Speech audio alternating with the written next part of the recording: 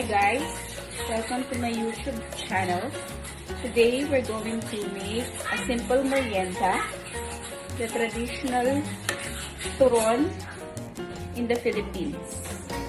To make it more appealing to the kids, we're going to put some Nutella and apple for a healthier merienda.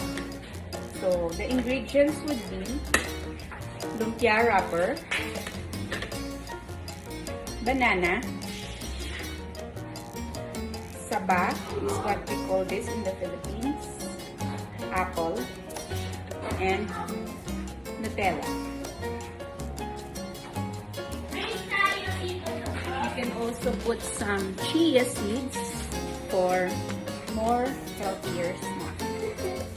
So what we're going to do is to wrap the banana together with the apple and the Nutella.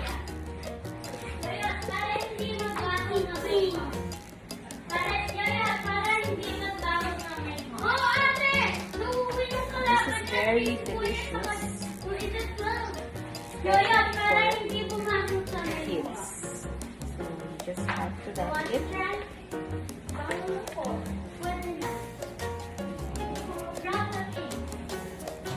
A little bit of water.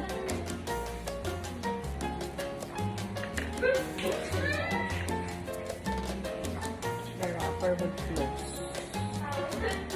So actually prepared.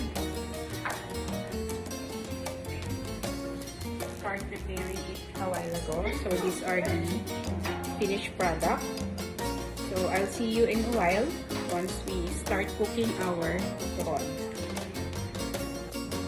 This is the finished product of our turon with Nutella, apple,